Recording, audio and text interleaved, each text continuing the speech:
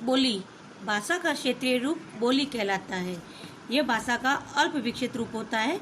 इसे सामान्यतः बोलचाल के में प्रयोग किया जाता है। इसमें साहित्य की रचना प्राय नहीं होती है। कुछ साहित्यकारों ने बोलियों में साहित्य की रचना की थी, जैसे गोस्वामी तुलसीदास ने रामचरितमानस, कवितावली, और सूरदास ने सूरसागर ब्रजभाषा तथा विद्यापति ने पदावली मैथिली की रचना की, परंतु बोलियों में रचनाएं बहुत कम हुई। आगे चलकर ये केवल बोली तक ही सीमित रह गई। इनका आगे विकास नहीं हो सका। केवल खड़ी बोली का विकास होता गया और उसमें आधुनिक हिंदी का रूप ले लिया। कुछ अन्य बोलियां कन्नौजी, मगही, बुंदेली, बांगड़, बघेली आदि भी हैं।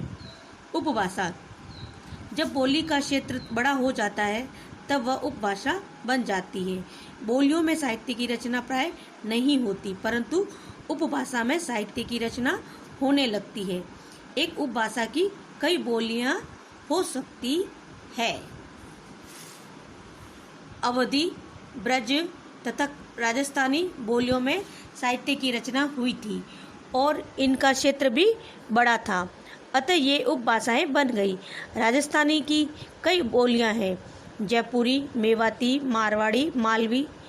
जब उपभाषा का क्षेत्र विस्तृत हो जाता है तब वह भाषा का रूप ले लेती है।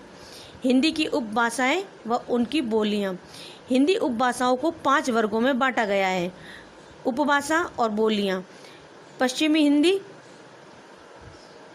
उपभाषा पश्चिमी हिंदी और बोलियां इनकी ब्रजभाषा, हरियाणवी, बुंदेली और कन्नौजी। सेकंड, पूर्वी हिंदी, इसकी बोलियां अवधी, बघेली और छत्तीसगढ़ी। थर्ड है राजस्थानी, राजस्थानी की बोलियां मारवाड़ी, मेवाती, जयपुरी और मालवी। फोर्थ है पहाड़ी हिंदी, इसकी बोलियां हैं गढ़वाली और कुमाऊनी। फिफ्थ है मागधी, मागधी की बोलियां हैं मगही, भोजपुरी और अंगिका। अब है लिपि, लिपि का अर्थ होता है लिपना।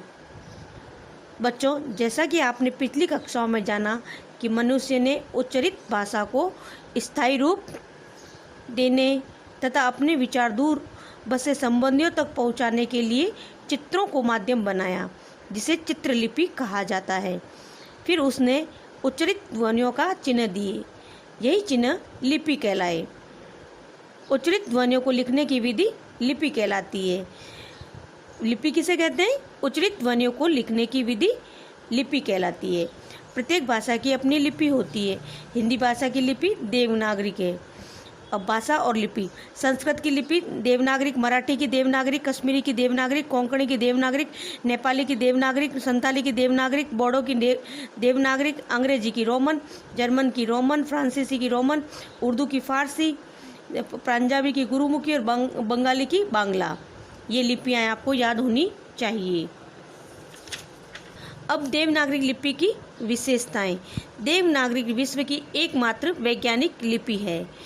एक ध्वनि के लिए एक चिन्ह निर्धारित है। लेखन व मुद्रण में एक रूपता रोमन, अरबी, फारसी में हस्तलिखित तथा मुद्रित रूप अलग अलग होते हैं।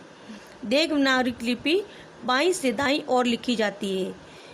कैसे लिखी जाती है? बाईं से दाईं ओर। लिपि चिन्हों के नाम व ध्वनि में एक रूपता है। अंग्रेजी भाषा में वर्तनी की समस्या को सुलझाने के लिए देवनागरिक का आधारित देवग्रीक लिपि प्रस्तावित की गई है। कंप्यूटर पर यूनिकोड द्वारा देवनागरिक के लिखे गए लेख का किसी भी भाषा में अनुवाद किया जा सकता